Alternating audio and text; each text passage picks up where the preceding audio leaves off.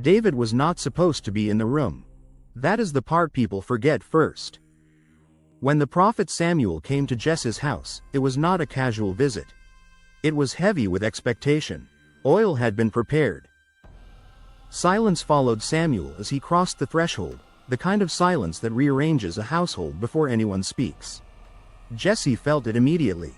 His sons felt it too. Something was being decided, whether they understood it or not. One by one, Jesse called his sons forward. They stood straighter than usual, cleaned up more than usual, and each carried himself as if this moment could change everything, because it could. Samuel looked at the first and felt the instinct rise quickly. Strong build. Confident presence. This one looks right, and just as quickly, the instinct was corrected. Not this one. The next came forward, then the next, and the next. Each time, the same quiet interruption. Not this one. As the line thinned, confusion crept in. Jesse began to shift. Samuel's expression remained steady, but the oil remained untouched. The weight in the room grew heavier, not lighter, as options disappeared. When the last son stepped back, there was a pause that lingered too long to ignore. "Are these all the sons you have?" The question landed gently, but it carried authority. Jesse hesitated, not because he was hiding anything, but because the answer felt obvious to him. Of course, these were the sons that mattered in a moment like this. These were the ones fit for a king's notice. Then he remembered the youngest. "There is still the youngest," he said, almost as an afterthought.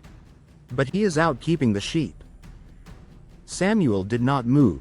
He did not dismiss it. He did not wave it off. He waited. "Send for him," he said. "We will not sit down until he arrives." That was the first disruption David ever caused, and he was not even there to see it. Out in the fields, David was doing what he always did. Watching. Listening. And counting sheep without counting the minutes. He had learned early that solitude could either hollow you out or sharpen you, depending on how you carried it. For David, the fields were not empty. They were loud in their own way. Wind through grass. Hooves shifting in the dirt. Distant sounds that taught him how to listen without panic. When the message came, it did not arrive with an explanation. Only urgency. Someone wanted him, and they wanted him now. So, David left the sheep with practiced care. Not rushed and not careless. Responsibility did not disappear just because attention suddenly arrived. When he reached the house, he could feel it before he understood it because there was a stillness in the atmosphere.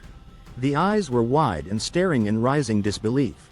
The waiting seemed unbearable. Samuel looked at him and did not hesitate to announce, "This one." Then, he poured the oil. The moment passed quickly. No speeches, no applause, just oil running down David's head, soaking into skin and hair, marking him for something no one else in the room could yet imagine. Then it was over. And David went back to the fields. Now, let me tell you. That part matters more than people like to admit because anointing did not remove him from obscurity. It did not elevate his status. It did not change how his brothers saw him. Whatever had happened in that room did not follow him into the hills. The sheep still needed watching. The nights were still long. The work, it was still quiet. If anything, the silence deepened. David carried the weight of something unnamed without any proof that it would ever surface again. He did not know when it would matter. He only knew it had happened. And so he waited, not passively, but fully present where he was. He learned the terrain, learned how predators moved, learned what fear sounded like before it showed itself. When the lion came, it was not dramatic. It was sudden, close, the kind of threat that does not give time for fear to form a plan. David moved before he had language for what he was doing.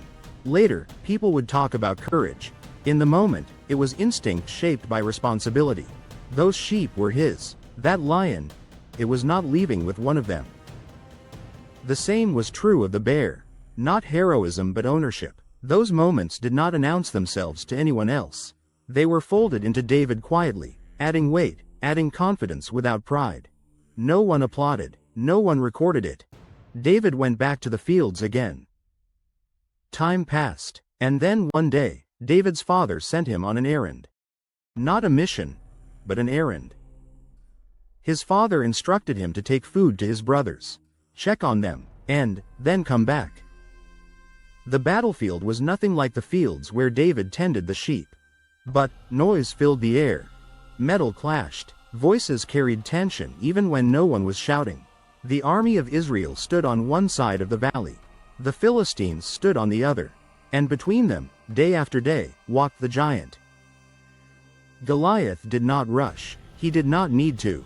His presence alone was enough. He came out at the same time each day, spoke the same challenge, delivered the same humiliation, and then walked back, untouched. The army adjusted around him.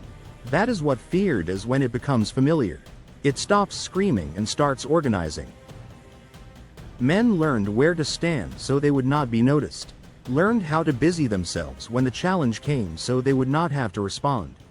Learned how to call waiting wisdom instead of fear. David noticed immediately, not the size, the routine. He watched faces instead of armor. He listened to tone instead of words. Something was wrong here. Not because there was a giant, but because everyone had already accepted him.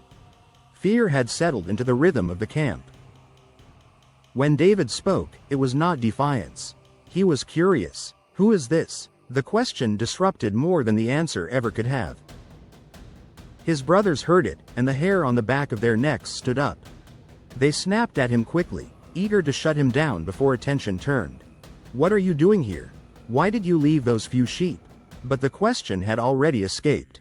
It moved through the camp quietly, unsettling men who had grown used to pretending they were waiting for the right moment.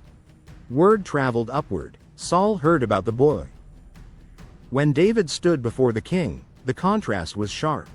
Armor and authority on one side, youth and openness on the other. You cannot go against this Philistine, Saul said. You are only a boy. David did not argue. He told a story instead about responsibility, about lions and bears. He talked about what happens when something entrusted to you is threatened. Saul listened, not because he was convinced, but because he was out of options. The armor they placed on David did not fit. It weighed him down immediately. He tried to move, felt restricted, and stopped. I cannot go in these, he said simply. He took them off. That decision mattered more than the stone. David stepped into the valley without pretending to be someone else. No borrowed confidence, no borrowed protection, just what he had always carried. Goliath laughed when he saw him. Not mockery born of cruelty, but disbelief. This was not the opponent he had prepared for. Goliath's laugh carried across the valley, not sharp at first, but heavy, like someone hearing an insult disguised as a mistake. He took a step forward, letting the ground answer for him, and angled his head as if he needed a better look at the boy walking toward him without armor. Am I a dog? He called out, his voice loud enough to reach both hillsides, that you come at me with sticks? He wanted witnesses. That was the point. He layered his contempt with curses, invoking his gods as if the valley itself belonged to them. He described humiliation with certainty, not as a threat, but as a conclusion. David did not flinch. He listened long enough to hear what was really being offered. Not death, but fear. Not strength, but control. When he answered, he did not raise his voice. You come to me with a sword, with a spear, and with a javelin, he said, naming each weapon calmly, but I come to you in the name of the Lord of hosts. The words landed, steel versus conviction, size versus certainty. Goliath heard them, but did not understand them. That was the final imbalance.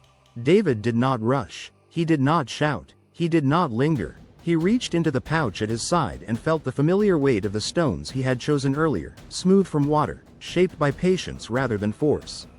He had not taken one stone, but 5, not in panic, not in excess, but out of habit. Preparedness had always mattered to him.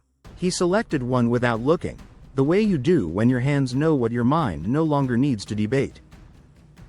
The sling rested easily in his palm, an extension of work he had done countless times in quiet places.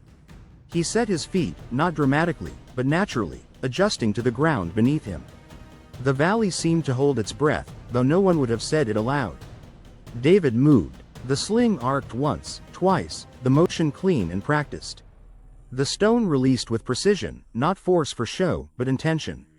It struck exactly where it needed to, and the sound it made was not loud, but final. The giant fell. And then it was quiet. Not the silence of awe.